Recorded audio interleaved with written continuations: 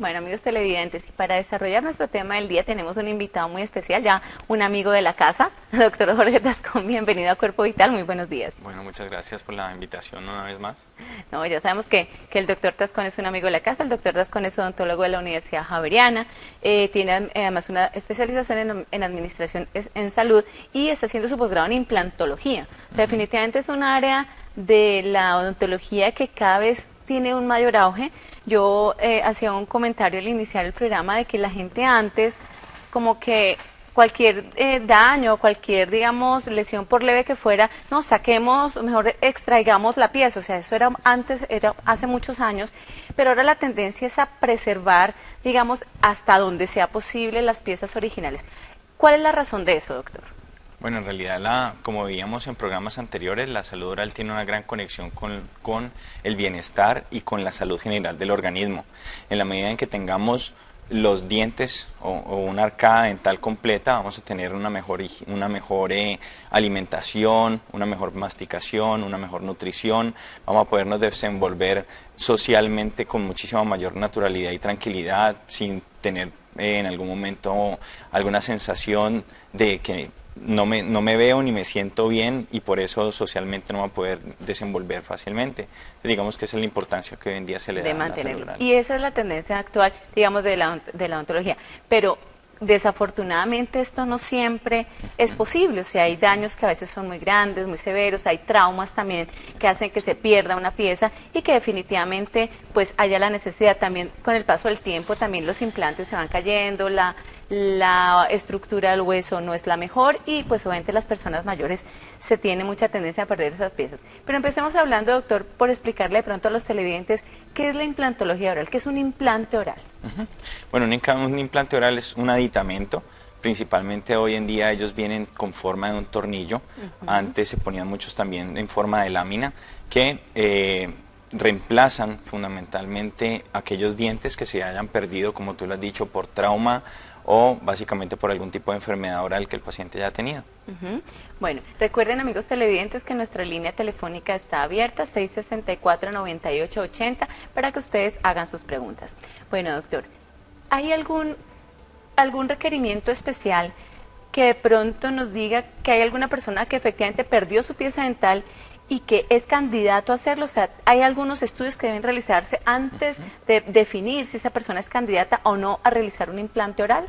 Sí, claro. Tengamos en cuenta que más que hablar del implante per se, que sería el diente a reemplazar, propiamente dicho, con uno de estos aditamentos, entendamos como la implantología como una especialización.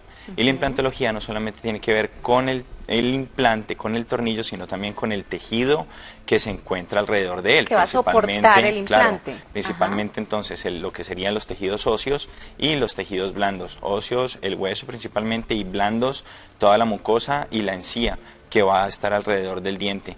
Por eso es que en un tratamiento de implantes hay que tener en cuenta no solamente el implante, sino los tejidos, y para eso hay varios estudios. Entonces, si vas a pensar en colocar un implante, tú puedes pensar en utilizar una radiografía, ya sea panorámico o periapical. Sin embargo, idealmente, hoy en día hay otro tipo de ayudas diagnósticas, como lo son las tomografías, que te permiten identificar no solamente la altura, como lo haría una radiografía periapical, sino también el espesor preciso que en el caso del implantólogo tendría para operar.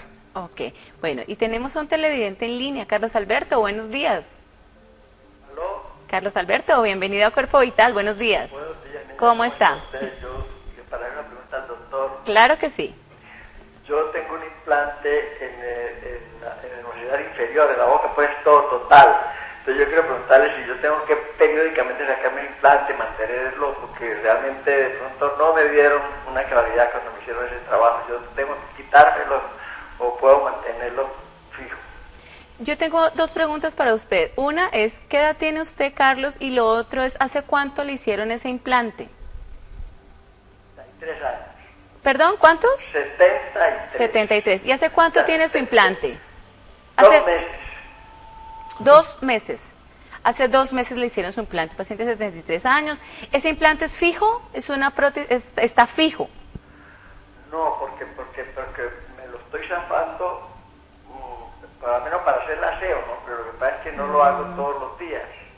posible, ya. Es una prótesis total. Debe Don Carlos, ser, a ver, doctor, ¿qué pregunta tiene para don Carlos? quería preguntarle si en el maxilar inferior él tiene una prótesis total o es, ¿qué tipo de prótesis tienen en el maxilar inferior para reemplazar esos dientes que usted perdió con ese implante?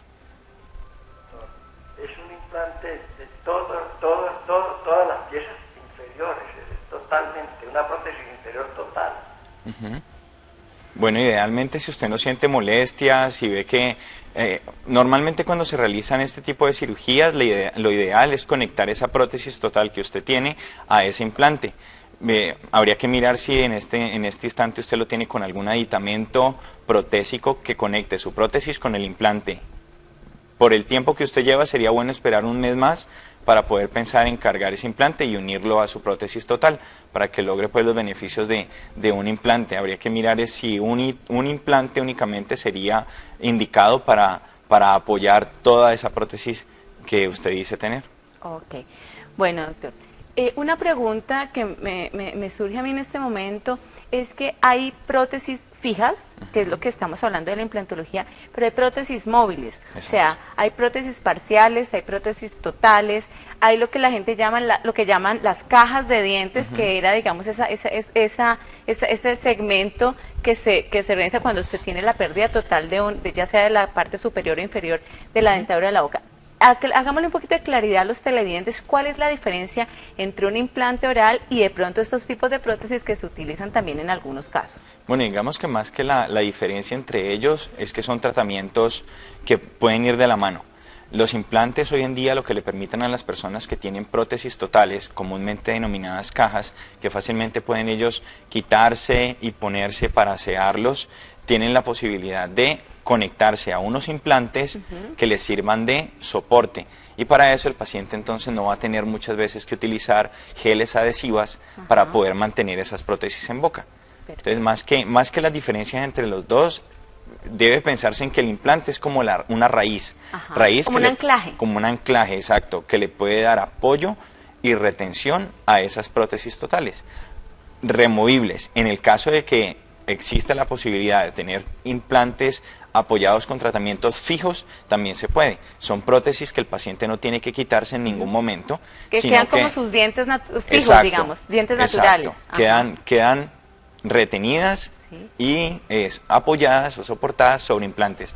Las otras que son removibles son prótesis retenidas, pero apoyadas o soportadas sobre tejido blando, que está alrededor de la prótesis.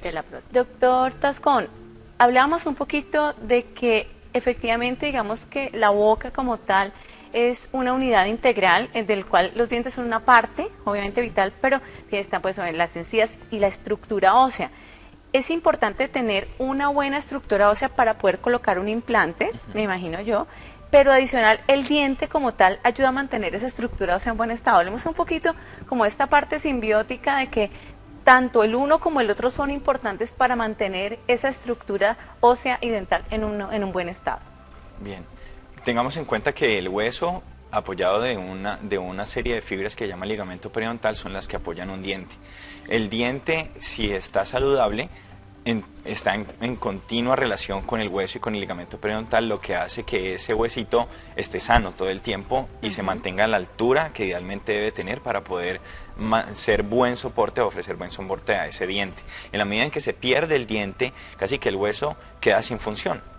Y para poder entonces cerrar ese espacio o el alveolo en donde el diente estaba, el hueso normalmente no, si la altura del hueso es esta, el hueso normalmente no pone una tapa encima. Claro. El hueso normalmente lo que hace, y es lo más fácil, es hacer acuñarse. Exacto, es este movimiento para poder cerrar ese alveolo.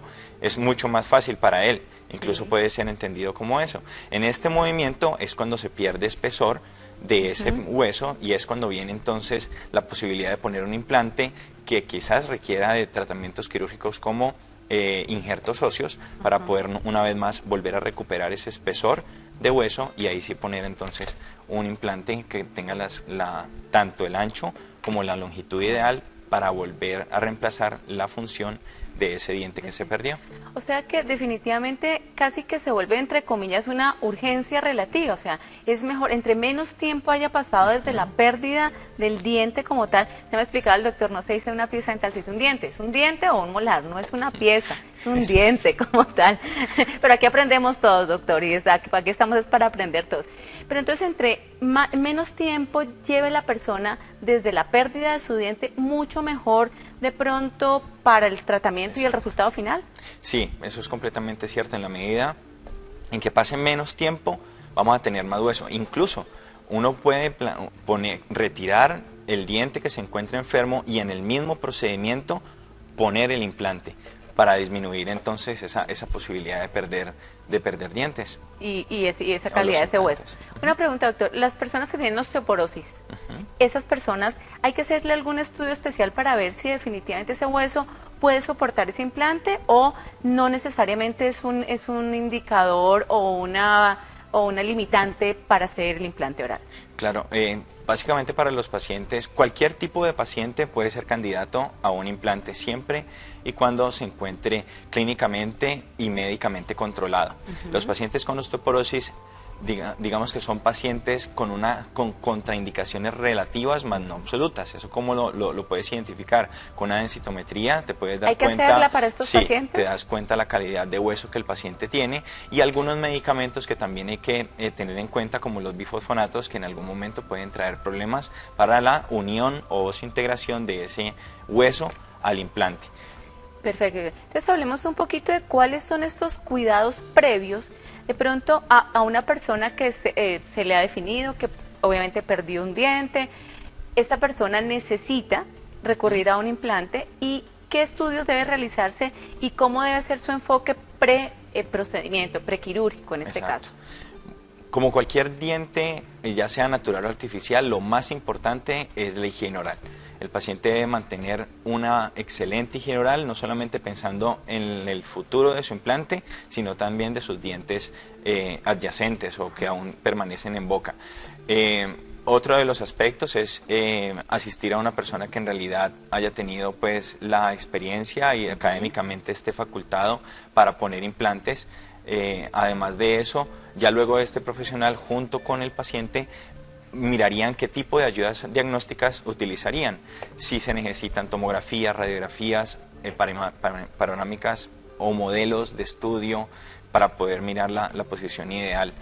¿Pacientes diabéticos deben tener alguna indicación o alguna, digamos, requerimiento especial, por ejemplo? Exacto. Los pacientes diabéticos, así como pasa con los que tienen algún problema de osteoporosis, deben estar básicamente controlados médicamente y lo que uno hace previo a atender a un paciente de esos o intervenirlo quirúrgicamente o así sea para alguna limpieza es medicarlos con antibiótico de una manera profiláctica. Una parte preventiva. Exacto, y con eso evitaríamos pues alguna pérdida del implante o alguna complicación. Perfecto. Entonces, hablando un poquito de estos riesgos, porque hemos entrado un poquito a hablar de que efectivamente pues es un procedimiento que más o menos cualquier persona en unas condiciones controladas puede tener acceso a ellos. ¿Cuáles son los riesgos que puede tener una persona, de pronto incluso desde la parte quirúrgica como tal, a un poquito las complicaciones de pronto más tardías que se puedan presentar en este tipo de procedimientos? Bueno, los riesgos en realidad en la parte de implantología son muy bajos. La posibilidad, por ejemplo, que el paciente pierda un implante es muy mínimo. Hoy en día encontramos en la literatura que el éxito al poner un implante es alrededor del 95-97%, o sea que es muy, muy, muy alto. Como toda cirugía, existen riesgos generales, de pronto algún absceso o algún sangrado que sea en algún momento recurrente o alguna infección, inflamación muy fuerte, pero en realidad los procedimientos quirúrgicos para implantes son de carácter totalmente ambulatorio, casi que el paciente puede ir a su consulta en la mañana y irse a trabajar en la tarde, no son para nada incapacitantes, no son dolorosos. ¿Algún cuidado específico de pronto en esos primeros, de pronto 2, 3 días, de pronto algún cuidado especial de estos pacientes? Bueno, yo reitero una vez más en la higiene y tratar en últimas de comer por otro lado, ¿sí? Y no por el lado en donde se encuentra el implante. Claro, eso sería como lo único. De pronto hacer cosas como ejercicio y eso tendría no tiene problema. No o tiene sea, ninguna. Lo ideal es que después de la cirugía el paciente al menos tenga un día de tranquilidad, de descanso, pero ya pasadas las 24 horas, casi que el paciente puede hacer su vida normal. Obviamente eso depende de qué tipo de cirugía se le hizo al paciente, porque no es lo mismo poner un implante que a poner 8, claro, ¿sí? O 10 implantes en boca, maxilar superior e inferior, en donde las incisiones o los abordajes quirúrgicos puedan que sean más grandes que el que necesitaría un solo implantecito. Entonces, digamos que eso no se puede convertir en regla. En regla general, exacto, pero en términos depende del generales la caso. incapacidad Sí, es pequeña. es pequeña. Doctor Tascón, hablamos un poquito de qué están hechos estos implantes y cuál es el procedimiento como tal de esta técnica que se está utilizando. Bueno, principalmente los implantes de hoy en día están hechos de titanio y este titanio tiene unas coberturas que pueden ser unas superficies que pueden ser rugosas o que pueden ser lisas. Esas superficies normalmente también pueden estar cubiertas de otro tipo de materiales para mejorar la osseointegración, como lo sería la hidroxiapatita o fosfatos tricálcicos, que ayudan a que ese implante se una al hueso. Se fija el hueso, exacto. Ajá. Lo otro es la forma, que en su mayoría son roscadas y que eso permite también la fijación inicial del implante. Ajá. El procedimiento, como un tornillito. Exacto, es como un tornillito que se une al implante.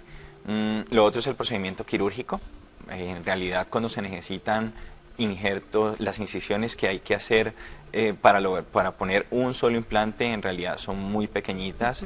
Hoy en día incluso se tiene la posibilidad de únicamente retirar la porción superior de encía en donde está el implante para poder poner el implante, que son básicamente no hay necesidad de como abrir el huequito. De levantar el huequito, sí, pero básicamente no hay necesidad de abrir la encía, sí, un gran colgajo para poner el implante, sino que se retira únicamente el pedacito de encía que está cubriendo el lugar preciso en donde va a ir el diente, y esos son el implante, y esos son en últimas técnicas flapless o sin colgajo. Y en ese orden de ideas el posoperatorio es muy favorable. Es mucho Veíamos más antes, rápido. Muchísimo más rápido. Veíamos antes o escuchábamos antes la posibilidad de requerir injertos óseos. Estos injertos son de origen sintético, animal o humano. Sintético, como lo comentaba anteriormente, la hidroxiapatita o los fosfatos tricálcicos. ¿Es lo más frecuente o qué es lo que se está usando más frecuentemente? Digamos que lo ideal es utilizar, si vamos a hacer una operación sobre un ser humano, lo ideal es utilizar un material o un injerto lo más parecido al ser humano, que es de tejido, que es del mismo paciente, puede ser del mismo paciente, o básicamente de un banco de huesos, así como hay banco de córnea, banco de riñón, hay banco de huesos. Entonces lo ideal es utilizar un injerto de este tipo. Si se requiere en algún momento algún tipo de injerto más grande, por ejemplo en bloque, un bloque de hueso también se puede sacar del mismo paciente, ya sea de la rama mandibular o muy pocas veces hoy en día se saca del mentón. ¿Esto se hace en 2 tiempos? O sea, si es intraoral, se puede primero pensar en hacer el injerto, o sea, retirar el injerto, poner el injerto en el lugar donde uno lo necesita, cerrar y citar al paciente dentro de unos 4 meses para poner los implantes. Si el injerto fue pequeño, se puede hacer en el mismo momento. Se posiciona el injerto y se pone el implante, que muchas veces sirve también como de anclaje a ese nuevo hueso. Perfecto. Por ejemplo, hoy en día las personas aún tienen mucho temor del sonido, de la vibración que genera pues en últimas los tratamientos odontológicos, y los injertos óseos muchas veces llevan también el uso de fresas, el uso de cinceles, de osteótomos que obligan al odontólogo a martillar y dar golpecitos. Porque yo creo que ese es el mayor temor que tiene la gente. De todas maneras, la fresa, yo creo que un niño, y creo que ha sido el mayor temor, si usted le pregunta de pronto al común de la gente, uno de los temores horribles que tiene es la fresa. Ahora me dices que hay tecnologías que suplen la fresa como tal, y que afortunadamente ya no es ese sonido como tan aterrador, que uno chiquito era pues... Era duro, o sea, el odontólogo, además lo escuchaba desde afuera, uno estaba esperando a que el odontólogo terminara y escuchaba y ya le provocaba a uno salir corriendo. ¿Eso ha cambiado? Sí, eso ha cambiado definitivamente. La cirugía para implantes es una cirugía silenciosa. En la unidad tenemos, por ejemplo, un equipo de última generación que se llama el piezoeléctrico o piezotom. Esto permite hacer cirugías óseas con muy poco sangrado, 100% silenciosas, muy suaves, no requiere golpes ni cinceles, ni fresas rodando haciendo bulla. Es en realidad hoy en día una tecnología avanzada, prima hermana del ultrasonido. Es digamos que un avance del ultrasonido y le genera demasiado bienestar al paciente porque el trauma quirúrgico es muchísimo más bajo que el que se lograría con un elemento rotatorio o con golpes. O con golpes. Es mucho más seguro. Es mucho más seguro, mucho más exacto. seguro y preciso, además. Y mucho más preciso. Y mucho más preciso. O sea que, y esas tecnologías, me decía usted que es lo que se está usando, está al alcance de todos nosotros y pues Exacto. ahí está a disponibilidad de todos ustedes, amigos televidentes. Recuerden que nuestra línea sigue abierta, 664-9880, si tienen preguntas para el doctor Tascón. Bueno, doctor, hablemos ya un poquito de habiendo terminado el procedimiento. ¿Cuáles son los cuidados de pronto, incluso teniendo en cuenta el tipo de prótesis que se le ha colocado al paciente? O sea, ¿qué de pronto tener en cuenta de pronto los primeros 2 o 3 días, que es como esa parte inicial, y luego a largo plazo, qué cuidados se deben tener ya después de su procedimiento? Bien, de pronto para trabajar un poco más sobre la pregunta que hizo don Carlos hace un rato, es sobre su prótesis. Él comentaba en algún momento que se la había quitado pocas veces y que no había recibido mucha información sobre eso. Entonces, frente a eso sí es importante saber que una vez se tenga la prótesis es necesario retirarla cada vez que comemos para asearla muy bien y asear también muy bien el implante. El hecho de que las prótesis están retenidas sobre implantes no implica que queden completamente fijas. Si el paciente tiene la posibilidad de quitarse esa prótesis, o sea, el odontólogo le dijo, mira, esa prótesis se puede quitar y poner, tú la debes entonces quitar y poner toda vez que te vas a hacer igual la higiene. Que cada vez que después de cada comida te haces Exacto. tu aseo oral, Sí. Igual se retira su prótesis, igual le hace aseo. Se hace el aseo a la prótesis y al implante. Y al implante O a como los tal. implantes que Bueno, y sea. tenemos a Mari en línea. Mari, buenos días. Sí, buenos días. ¿Cómo estás? Bien, gracias. Bueno, ¿qué pregunta tienes para el doctor Tascón? A ver, yo quisiera preguntarle al doctor, yo soy una paciente que tengo lupus y yo necesito unos implantes. Yo consulté con algunos médicos, un periodoncista, y me dijo que pues que por el problema mío yo no me podía colocar los implantes. Entonces yo quiero saber si realmente yo puedo colocármelos o no puedo por el problema de mi enfermedad. Bueno, Muchas gracias. ¿cuántos años tienes? Yo tengo 45 años. 45 años. ¿Y tu tratamiento en este momento incluye corticoides o algo así? ¿Cómo? ¿Estás con corticoides en este momento? Yo tomo la prednisolona, tomo plaquinol y la droga que pues el reumatólogo me manda Para este tu problema. programa. Bueno, María, muchas gracias por tu pregunta. Ya el doctor Tascón te va a contestar, doctor. Bueno, tengamos en cuenta que una de las mayores complicaciones que puede tener un paciente de estos es la cicatrización. Es un momento en donde es un paciente en donde el colágeno se encuentra muy afectado por sí mismo, y lo más importante ahí, más que pensar en que el lupus es una contraindicación absoluta, sería muy importante es hablar con tu médico internista para ver qué tan controlado tienes tu lupus y cuáles serían los riesgos que podríamos incurrir al operarte. Pero sí, digamos que es un trabajo interdisciplinario con tu médico internista y con tu odontólogo para poder tomar definitivamente esa decisión. En realidad, el lupus eritematoso no sería considerado como una contraindicación absoluta. Absoluta no es, y lo importante es saber exactamente cuál es la condición actual de esta Exacto. paciente, y ahora me imagino que con estos procedimientos también el riesgo se va a minimizar. Muchísimo más. Perfecto. Bueno, Mari, entonces de todas maneras ya sabes que en el doctor Tascón pues vas a encontrar un buen asesor para tu tratamiento.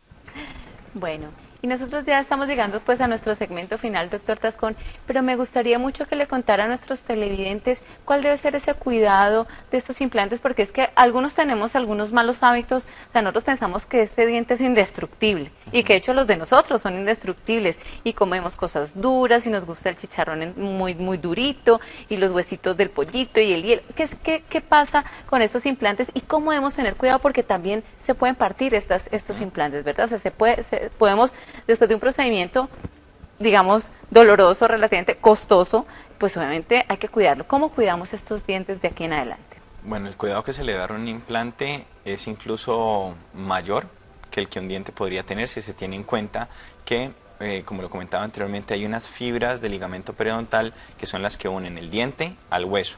Esas fibras son como un amortiguador que el diente tiene para identificar en algún momento algún alimento muy duro, Sí. y que en ese y como sería una piedrita en el arroz Ajá. o un hueso o algo muy duro que lo que hace es principalmente Claro. dar esa El alerta. reflejo es Exacto. abrir inmediatamente. Ese reflejo propioceptivo lo tiene un diente. Mientras Sí. que en un implante, como hay una unión tan fuerte entre ese implante y el hueso, el ligamento o ese amortiguadorcito no existe. No existe. Entonces la sensación de esa roquita o de ese huesito va a ser muchísimo más tardía para el paciente que tiene implantes.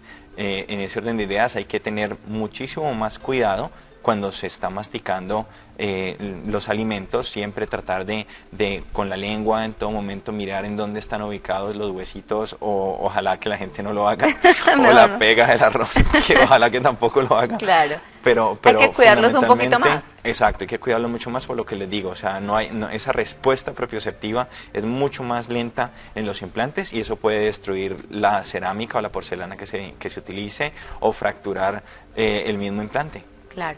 Bueno, doctor, y una pregunta que de pronto también surge en ese momento, los materiales del implante como tal, usted me hablaba del titanio, me hablaba de, hay otro, o son los que más Principalmente, el es componente titanio. principal es titanio. ¿Esto tiene algún efecto perjudicial para nuestra salud? No, en realidad el titanio se utiliza incluso en tratamientos muchísimo más grandes que un implante oral, como son los reemplazos o injertos de implantes de cadera, que ya no solamente el paciente tiene una porcioncita chiquitica de titanio, sino son muy grandes. Como les decía, la posibilidad de rechazo del titanio es mínimo y en realidad no podría afectar en algún momento la salud de un paciente. Bueno, básicamente la recomendación es que traten en todo momento de mantener su salud oral en óptimas condiciones, que ojalá reemplacen todos los dientes que han perdido para poder tener un buen bienestar, una buena respuesta o estar socialmente también lo mejor. Y en la unidad odontológica estamos pues prestos a lograr satisfacer todas sus necesidades.